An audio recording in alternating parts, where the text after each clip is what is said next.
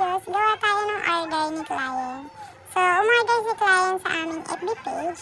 So, yan, sinusulat ko yung order ni client and tinototal ko na para masend sa kanya kung magkano yung kanyang babayaran. So, after that, piniprepare ko na ang kanyang order. So, ang kanyang order pala is 3 cheesecake, isang fries, then isang brown sugar milk tea. Then, lahat ng foods and product namin is made to order.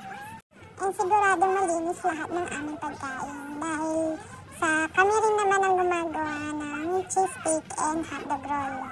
So for today's videos, yung client nga pala namin is medyo maselan or maarte. So ayaw niya ng overcooked na cheesecake and fries. So medium lang yung pagkaluto niya.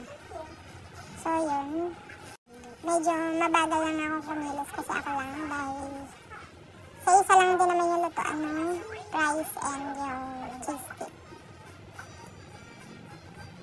So yan, may bata akong kasama. Lagi nakabuntot sa akin. Hindi lang, yan, nangungulit siya, diba? So lahat ng hinahawakan ko, may makita siyang gamit, kinakalkal niya. So kinikilo nga pala namin yung bawat order ng fries. So sa isang order is 150 grams. Then, may flavor na yun. Kasi para at least malaman mo kung kumikita ka ba yung iyong product.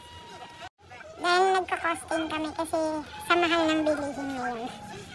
Hindi kami yung tansya-tansya lang. So sa bawat order ng cheesecake is meron na siyang kasamang dip. And same din sa fries, may kasama ng dip. Sa mga magtatanong kung saan po kami located, dito po kami sa Ponce Street, Malabon City. So home base po kami. Actually dati may physical store po kami. Nag-open ako by October or November 2019. Then na-stop ako nung nagkaroon ng pandemic. April 2020. Nag-home base muna ako saglit. Tapos bumalik kami by June 2020. Tinry ko ulit mag-open ng physical store. Kaso lang sobrang hina at abonado na talaga ako. So bumalik ulit ako by September 2020. Nag-home base ulit kami. Mas malakas ang kita nung free delivery pa siya. So puro deliver lang siya. Kasi yung nagde-deliver nun, jowa ko. Free delivery siya nun. Kaso lang, sa ngayon, wala na kaming free delivery dahil sa may trabaho na siya. So busy na siya.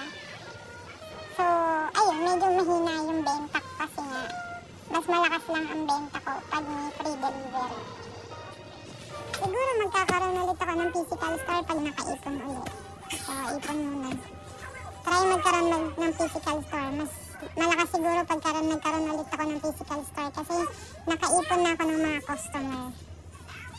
Actually, nagkaroon pala ulit ako ng physical store noong December 2023. So, nag-try ulit ako kaso lang napakalayo sa amin.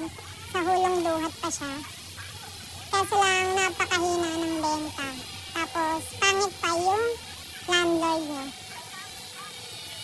Pangit kausap. Sa una lang magandang kausap.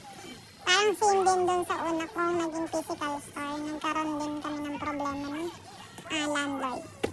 Ewan ko ba, kailan ba makakahanap ng landlord na mabait? Sa ngayon, home base muna tayo. Stay at home muna. Kasi may mga alaga pa akong maliliit. Siguro pag medyo malaki-laki na pa. Ay basta pagka nakaipon na lang, magkakaroon ulit ako ng physical store. Konting tiyaga lang at sipag. Ang dami ko na naikwento pero hindi pa tapos yung order.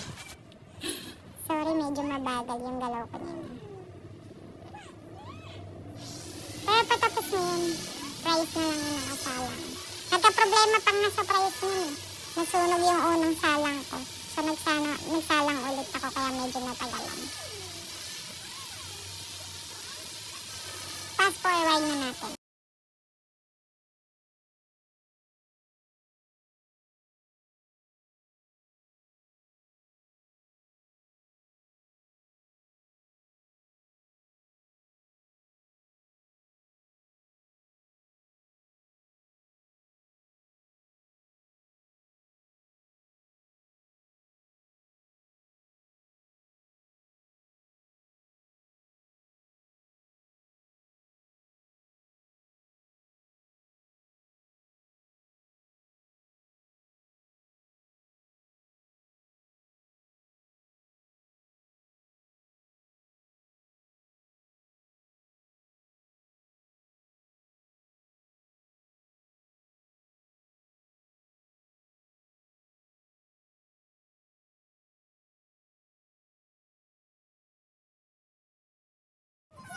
is completed na.